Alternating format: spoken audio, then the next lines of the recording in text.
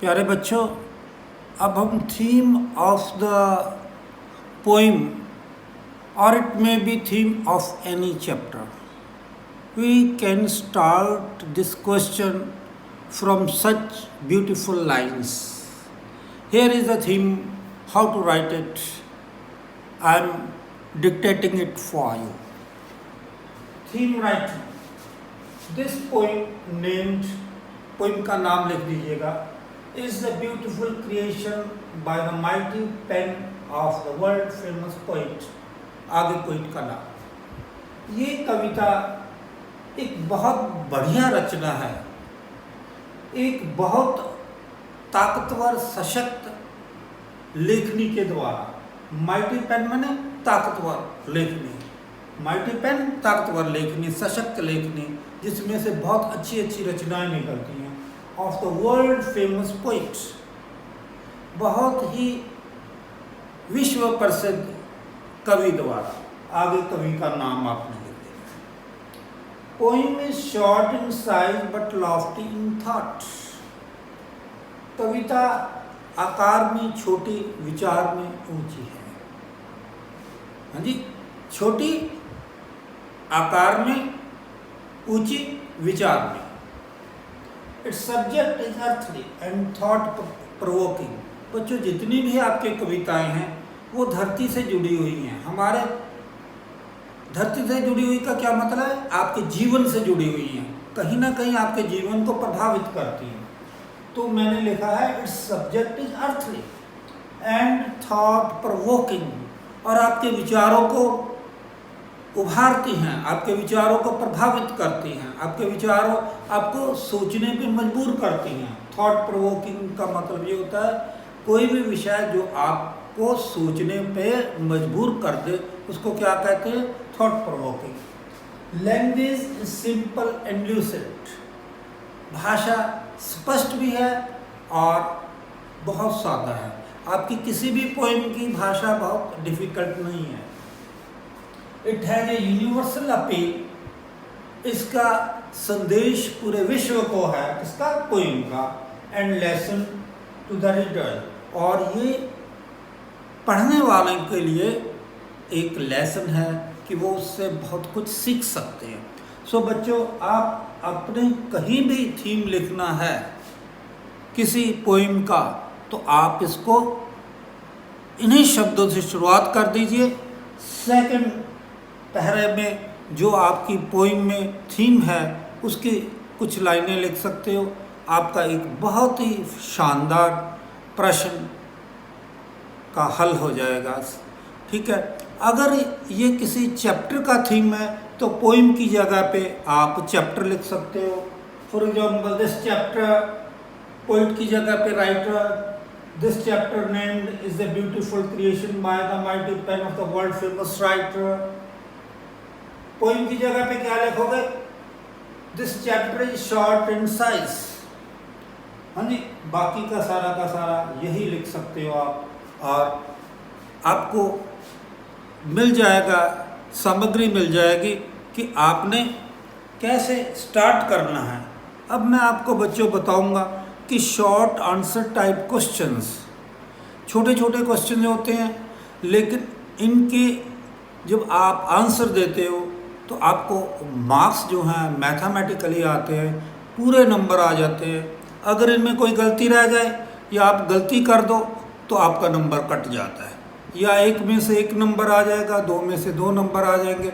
और अगर दो गलतियाँ हो गई या एक गलती हो गई तो नंबर कटने के चांसेस बहुत हो जाते हैं। और कई बार क्या होता है कि इवेल्युएटर गुस्से में आके पूरा का पूरा भी काट देता है कि गलतियाँ बहुत हैं बच्चे की।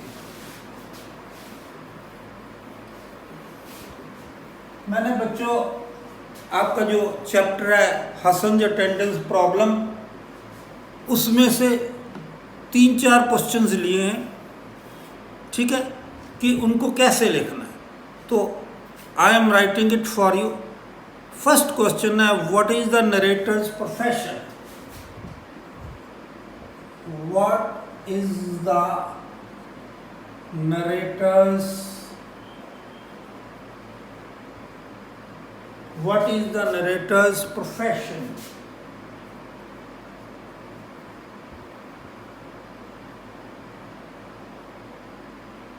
प्रोफेशन, PROFFESSION,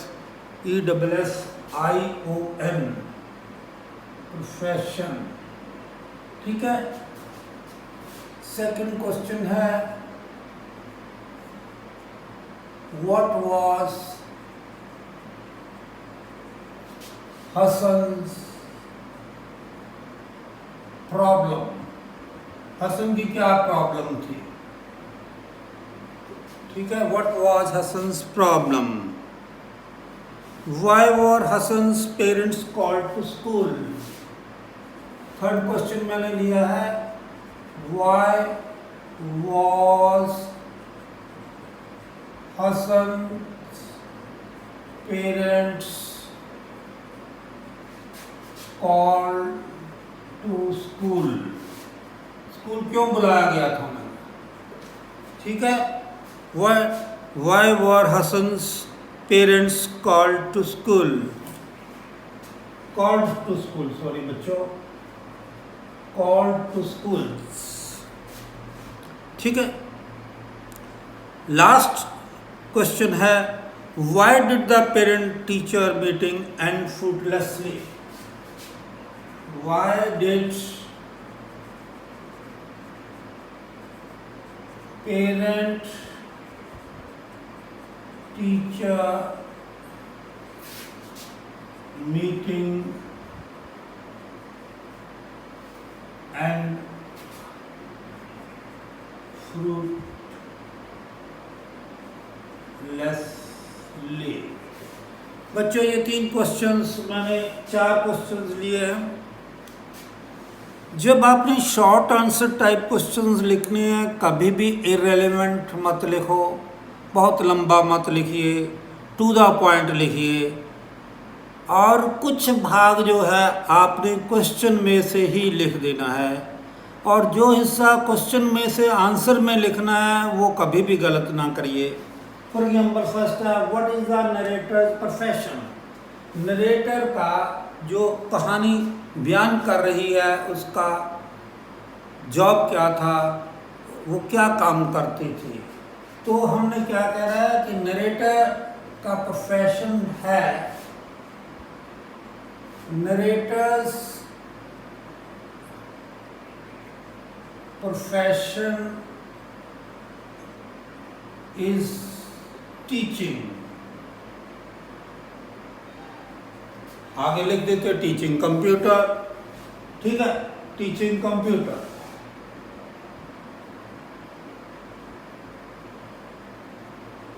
ठीक है, या टीचिंग प्रोफेशन टीचिंग है। सेकंड में, what was Hasan's problem? Hasan की क्या प्रॉब्लम थी? Hassan's problem was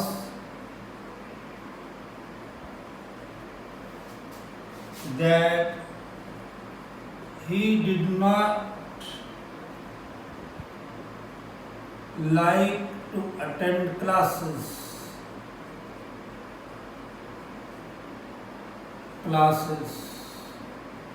regularly।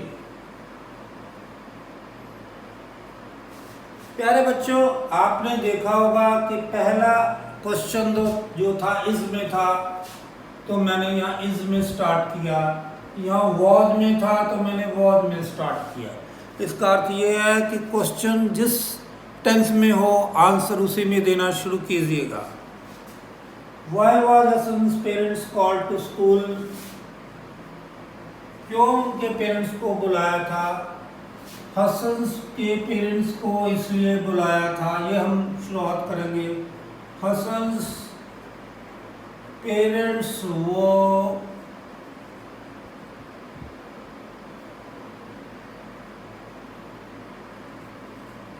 were called to school। हाँ जी, were called to school to solve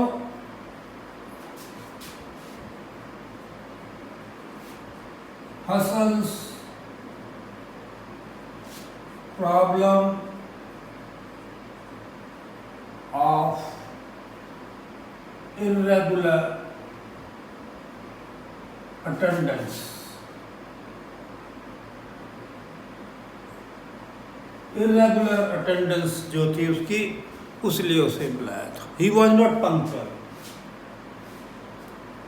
Why did parent teacher meeting end fruitlessly? चौथा क्वेश्चन मैंने लिया है कि उनकी मीटिंग क्यों फ्रूटलेस रह गई थी. ठीक है, आपको पता ही है. पेरेंट टीचर, माता पिता की मीटिंग, पेरेंट्स टीचर मीटिंग, हमने देखो शुरुआत ही यहीं से की है, माता पिता की मीटिंग एंडेड. अब बेटे इसको ध्यान से देखने की चीज है, या एंड था, डिड एंड. तो हम कभी भी डिड एंड नहीं लिखते, तो हमने एंड की सेकंड फॉर्म बना दी, डिड एंड की बजाय एंडेड कर दिया. इसको पास्ट इंडेफिनिट में था हमारा क्वेश्चन, हमने उसी में ही आंसर लिखा. Parent teacher meeting ended fruitlessly.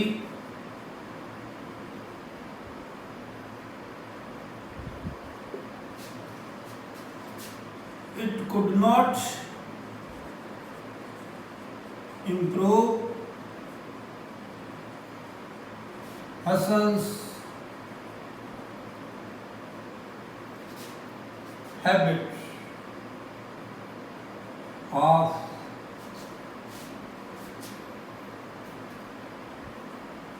irregular in class.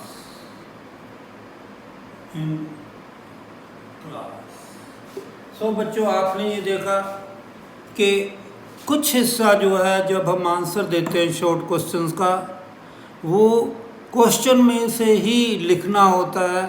और अगर आप ध्यान दोगे तो आधा आंसर जो है आप क्वेश्चन में से ही लिख देते हो. सो बच्चों, अगर आप क्वेश्चन में से जो हिस्सा आंसर में लिखना है बहुत ढंग से और ध्यान से लिख देते हो, उसमें कोई गलती नहीं होती, तो बहुत चांसेस है कि आपके मार्क्स बहुत अच्छे आ सकते हैं और आप बिल्कुल करेक्ट आंसर लिख सकते हो. आपको बहुत ज़्यादा याद करने की ज़रूरत नहीं पड़ेगी, सिर खपाई करने की ज़रूरत नहीं पड़ेगी. Thank you very much. So nice of you.